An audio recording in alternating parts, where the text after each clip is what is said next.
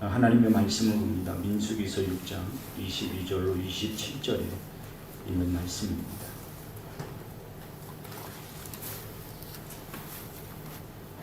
제가 낭독해 드립니다.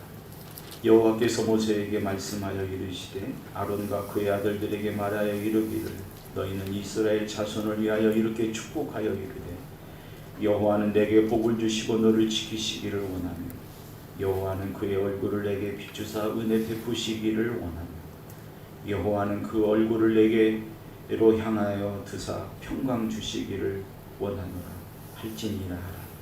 그들은 이같이 내 이름으로 이스라엘 자손에게 축복할지니 내가 그들에게 복을 주리라.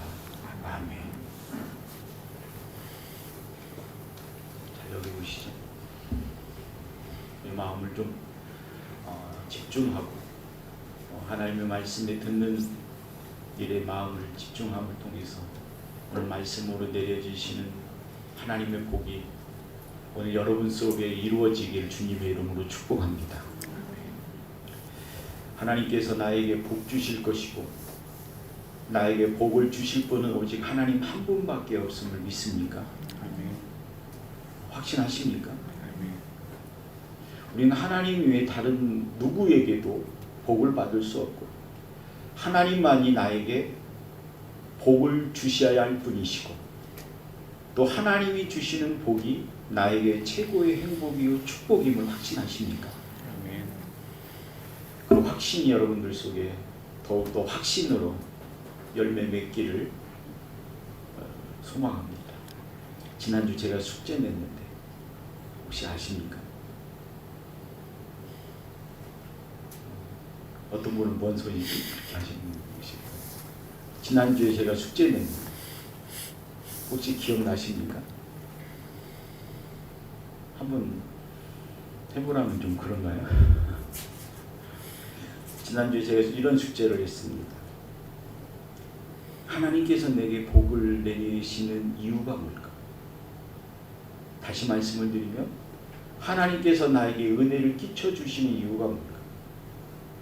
이걸 총체적으로 생각하면 하나님께서 나에게 은혜를 주시고 하나님께서 나에게 복을 내리시며 나에게 요구하시는 것이 뭘까 하는 거예요. 어떻게 해답을 얻었습니까?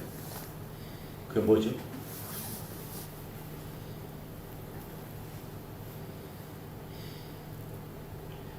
하나님께서 우리에게 복을 내리시기를 원하시고 계시고 하나님은 반드시 하나님의 말씀으로 인하여 우리에게 복을 내리시죠. 그 어느 때 내리시느냐? 이 예배를 통해서 내리시는데 그 예배는 대면의 예배입니다. 인터넷 예배를 통해서 내리시는 게 아니고 대면의 예배를 통해서 하나님과의 관계성을 확인하면서 내리시는 하나님의 복인 거예요. 근데 하나님의 복을 누가 받느냐? 오늘 이 자리에 참여하는 여러분들이 받는 거예요. 그러면서 여러분들에게 요구하시는 요구가 있다는 말이에요. 각 사람에게는 다 다른 같은 은혜를 끼치지 않지만 동일한 말씀을 가지고도 각 사람들에게 각각 다르게 하나님께서 은혜를 내려주시는 까닭은 그로 인하여 그에 합당한 요구의 삶이 있다는 거예요. 그게 뭐냐? 사명. 뭐라고요? 사명. 그러니까 하나님이 나에게 은혜를 내리시고 복을 내리시는 까닭은 나로 인하여 나타내시고자 하시는 원하시는 사명인 거예요. 그도 그럴 것이 하나님께서 이 땅에 하나님의 나라를 경험할 수 있는 거룩한 기관으로 세우는 것이 어디예요? 교회죠. 그리고 교회를 통해서 그 교회를 이루고 있는 그들을 향해서 하나님께서 하나님이 원하시는 비밀을 맡기시는 거예요. 하나님의 비밀을, 하나님의 무엇을? 하나님의 비밀을 하나님의 사명자들에게 맡기는 자들에게 세운 자들에게 맡기셔요. 그러니까 하나님께서 나에게 복을 내리시고 그 복을 깨닫고 은혜를 깨달으며 누리는 그들에게 뭘 맡기시느냐면 하나님의 비밀을 맡기시는 거죠. 그 이유가 뭐예요? 그 비밀을 드러내시려고 하시는 거죠. 누구를 통해서? 맡긴 자들에게, 하나님의 은혜를 누리는 자들에게, 하나님의 복을 깨닫는 그들에게 하나님의 비밀을 맡기셔서 그들로 하여금 뭘 드러내기를 원하시느냐? 하나님의 영광이에요. 여러분들은 그런 삶을 살기를 소망하십니까? 그래서 그런 영광의 삶을 살아가는 자가 하나님의 비밀을 드러내며 하나님의 영광을 드러낼 때 그 마음속에 찾아오는 어느 누구도 빼앗을 수 없고 막아낼 수 없고 제어할 수 없는 하나님의 은혜의 평강이 그의 마음속에 누려지는 거예요. 결국은 이 사명을 감당하지 못하면, 감당한 삶을 살아가지 못하고 깨닫지 못하고 열매 맺어가는 삶을 살지 못하면 하나님이 아무리 우리에게 말씀으로 복을 내려주시고 하나님의 교회를 통로로 해서 복을 내리신다 할지라도 그는 그 복이 무엇인가를 경험하지 못하는 거예요. 물론 지식으로는 말할 수 있어요. 외워서 누군가를 말할 수 있어요. 그러나 그 복을 누리지 못하고 그 복을 자기의 것으로 삼고 살아가지 못하는 거예요.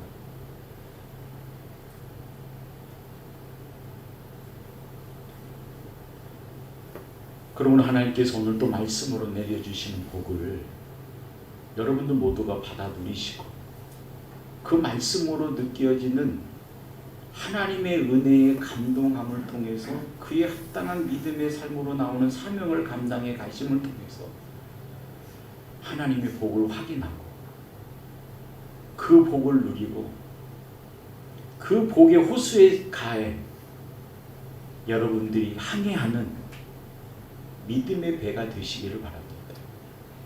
그려지시죠? 제가 지금 무슨 말씀하고 있는지 그려지십니까?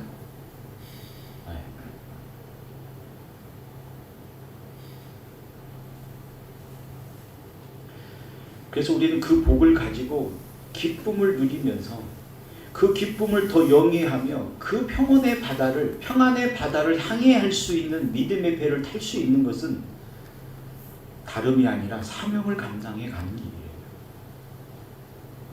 그래서 우리가 그 사명을 감당할 때처럼 하나님의 은혜의 복의 평강의 강에서 행복을 누리는 것처럼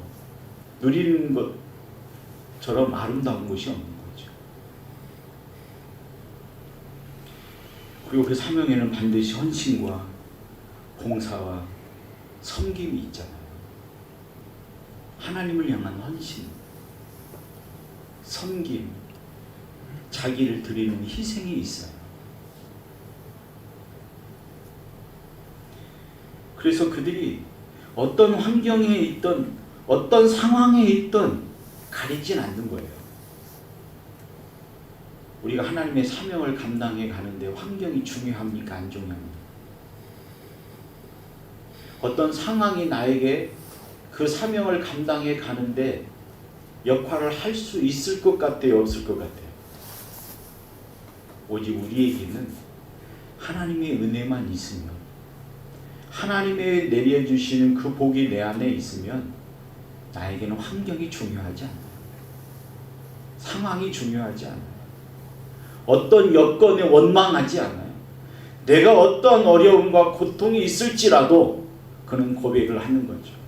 내가 당장 죽으면 죽으리라고 하는 믿음을 가지고 하나님의 사명을 위해서 기쁨으로 감당해가는 믿음의 삶을 살아갈 때 그들은 죽음으로 인하여 두려워하지 아니하고 죽음으로 인하여 근심하지 아니하고 하나님께서 내려주시는 흘러내리시는 하나님의 복으로 인하여 그의 복을 가슴에 채우고 그 가슴에 하나님의 평강의 호수 안에서 하나님의 은혜의 빛을 받으며 항해하는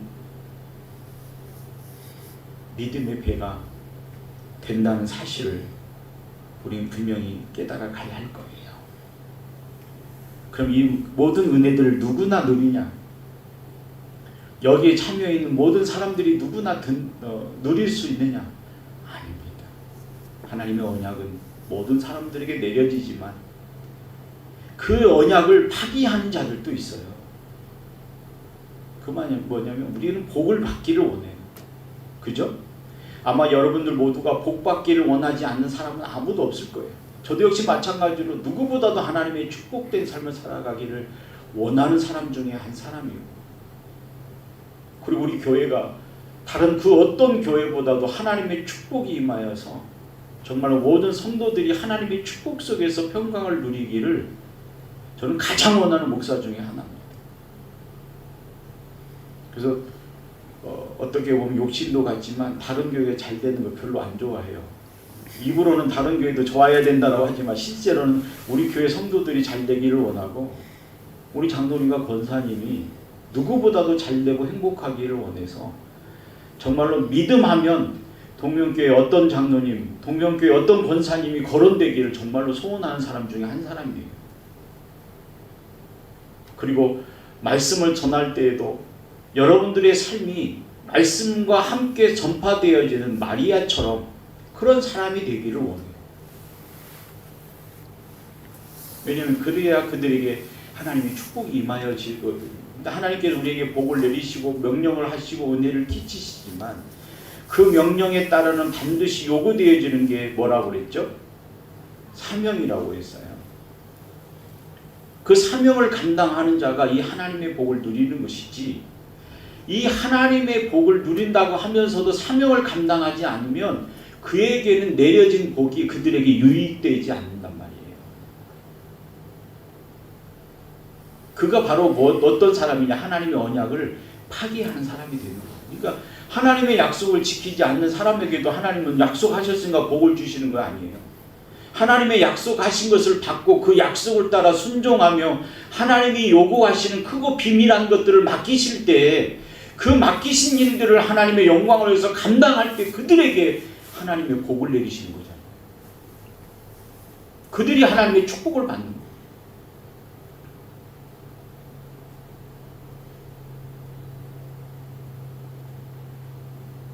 이 사명은 늘 우리 속에 있어야 되는 거죠. 하나님께서 이스라엘 백성들을 애굽에 집어넣으셔서 애굽이라고 하는 인큐베타 속에 이스라엘 백성들을 키우셔서 민족으로 만드셨어요. 그 기간이 어느 정도 기간이 걸렸냐면 400년에서 430년의 기간이 걸렸던 거예요.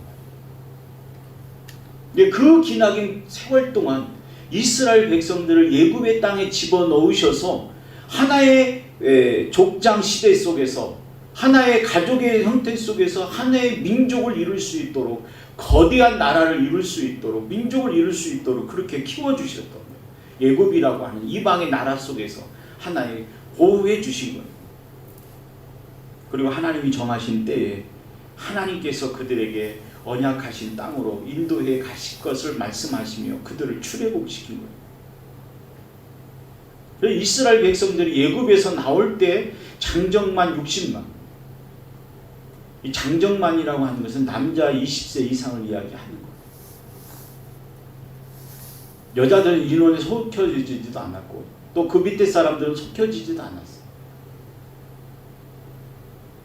그들은 이제 하나님께서 약속하신 그 땅을 들어가기 위해서 하나님의 인도를 받는 거죠. 물론 하나님이 약속하셨다고 해서 그들 그냥 놔두고 거기에 갈 때까지 기다리시는 것이 아니라 그 약속하신 것을 이룰 때까지 하나님은 그들을 보호하시고 그들을 지키시고 그들을 인도하시는 거예요.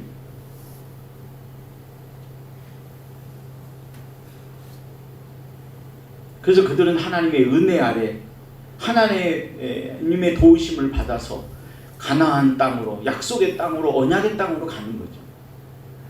그런데 하나님의 보호심과 인도하심이 있을지라도 그들의 삶의 여정은 그렇게 편안하지 않았죠. 그들은 지금 어떤 길을 걸어가고 있습니까? 광야의 길을 걸어가고 있습니다. 광야는 그렇게 평안하지는 않잖아요.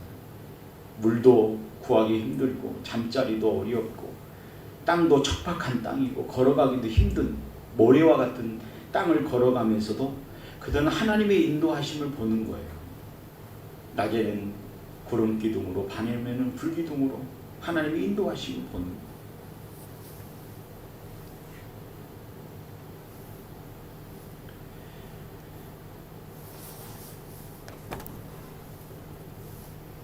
그들은 이런 하나님의 인도하심 속에서 인생의 여정을 살아가는 거죠.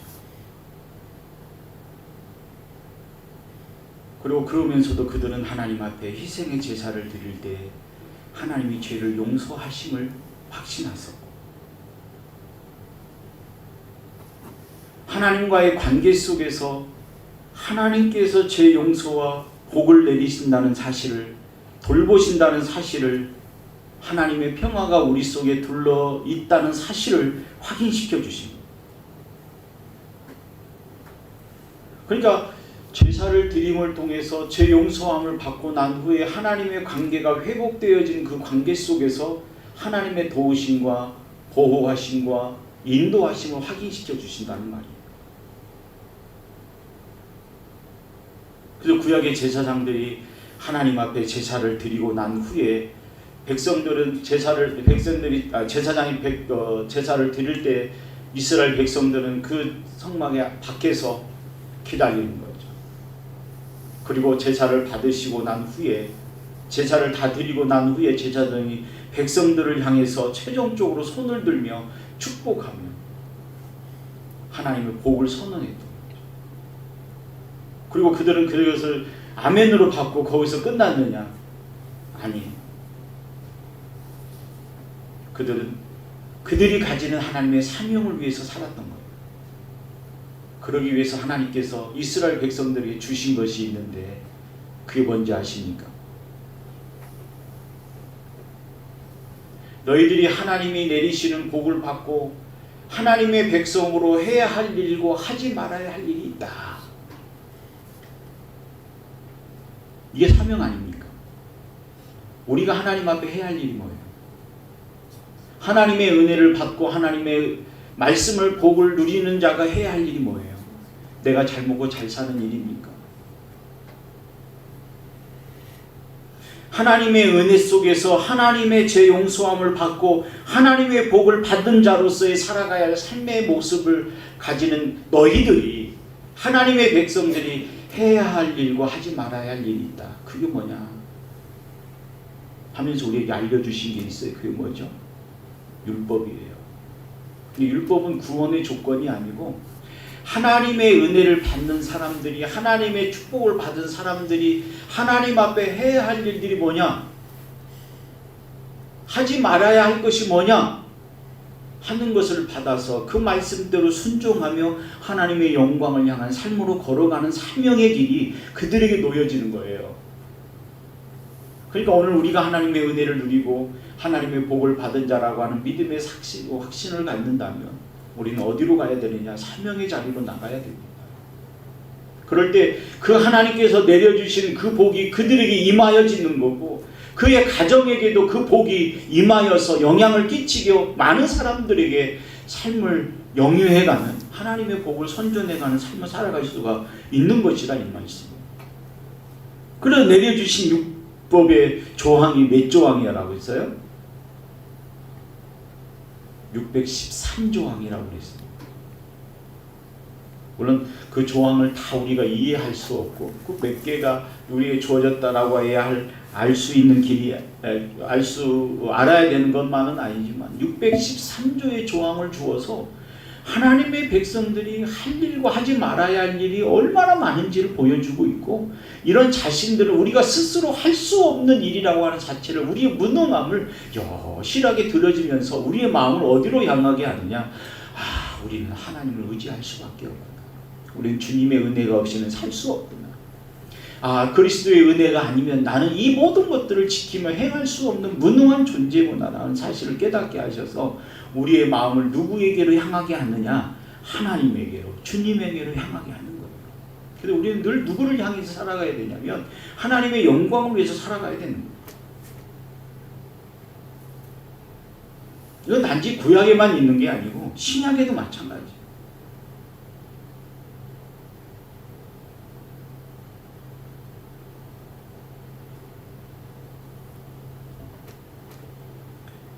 주님도 역시 마찬가지로 우리에게 그런 삶의 모습을 보여주셨던 거죠. 누가복음의 마지막 부분을 우리가 살펴보면 예수님께서 십자가에 달려 돌아가시고 죽은 지 사흘 만에 다시 살아나셨어요. 그 뒤에 그냥 가만히 계셨던 것이 아니라 뿔뿔이 헤어졌던 주님을 만나셨습니다. 그리고 그 만나고 난 주님의 제자들에게 십자가의 자신의 속죄의 제사를 통해서 용서함의 능력이 무엇인가를 말씀하고 있어요. 말씀해 주고 있어요.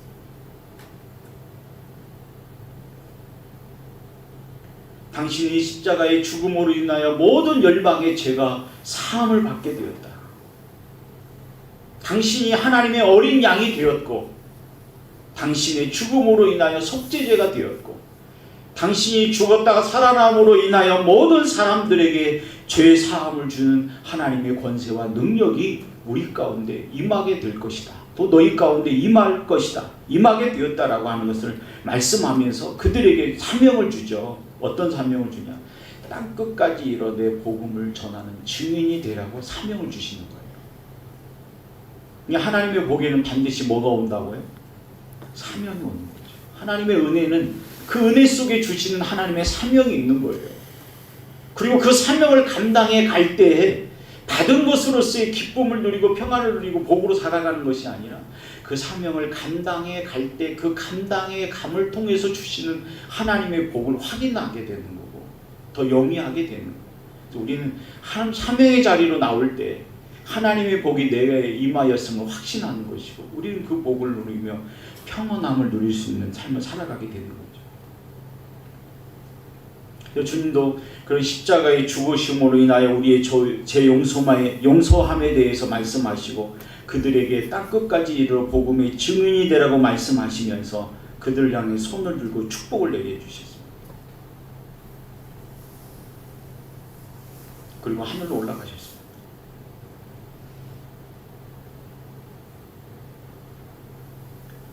주님께서 제사장의 권한으로 우리에게 복을 내리신 거죠. 제자들에게 복을 내리신 거예요.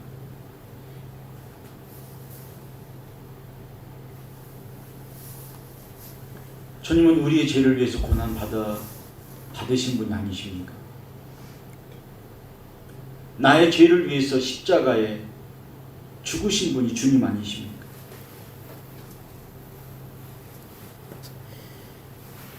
그리고 구약의 제사장으로 희생을 드리고 난 후에 축복한 것과 같이 자신의 몸을 제물로 드리고 난 후에 죄사함을 선포하시며 제자들의 머리 위에 손을 펴시고 복을 내리셨습니다. 그리고 하늘로 올라가셨어요.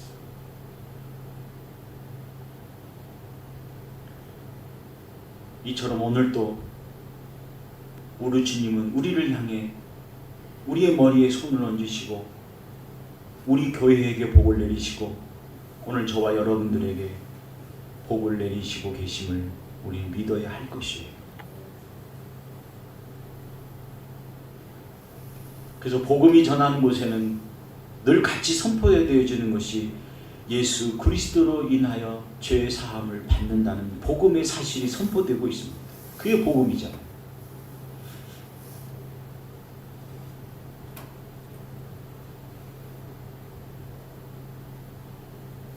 그리고 우리를 하여금 그 복음을 받아들이게 하시고 복을 누리게 하시는 거죠.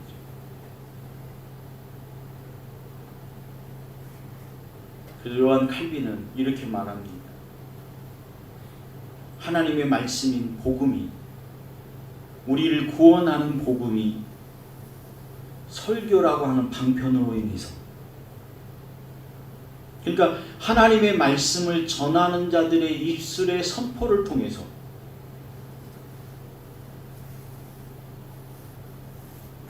그리스도의 피가 우리에게 뿌려지고 있다는 사실을 선포하는 것이고 받는 것이라 말하고 있습니다.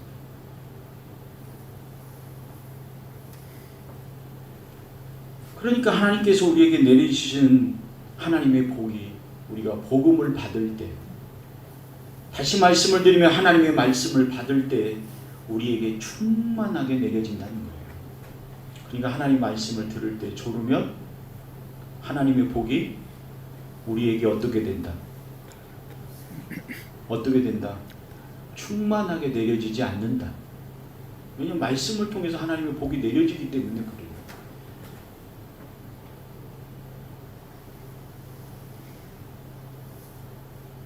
그리고 그 말씀으로 인하여 위로를 받고 평안 안에 거하는 거예요.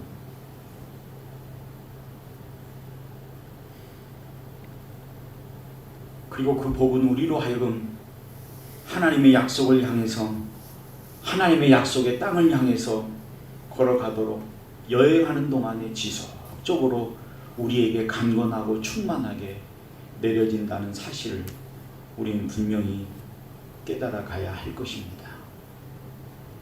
사랑하는 믿음의 성도 여러분, 오늘도 하나님의 복은 하나님의 말씀으로, 하나님의 은혜로 내려진다는 사실을 우리가 분명히 알고 그 은혜의 복을 충만하게 누리며 그 은혜의 강가에서 배를 타며 아름다움을 바라볼 수 있는 유일한 길은 우리의 삶의 사명의 자리로 나가는 길에 있다는 사실을 우리가 알고, 우리 동명교회가 이 사명의 깃발을 들고 하나님의 빛된 자로서, 소금된 자로서의 삶을 살아갈 때 하나님은 반드시 우리에게 내려주신 그 복이 우리 속에 잘 스며들도록, 그리고 우리로 하여금 그 복으로 인하여 평강을 누리며 기쁨을 누리며 많은 사람들의 생명을 살려내며 그들에게도 평강을 전할 수 있는 믿음의 도구로 쓰임과 되어지는 하나님의 백성의 축복을 받을 수 있다는 것, 또 그걸 누릴 수 있다는 것을 우리가 확신하면서 정말 올 한 해가 우리 교회 속에 내려주신 하나님의 은혜의 복으로 인하여 여러분들 모두가 그런 은혜의 평강의 기쁨의 호수 속에, 그 호수에 비춰지는 그 아름다움을 바라보며 마음껏 평화로움을 향해 하는 믿음의 축복된 자들이 되시기를 주님의 이름으로 축복합니다. 기도하겠습니다.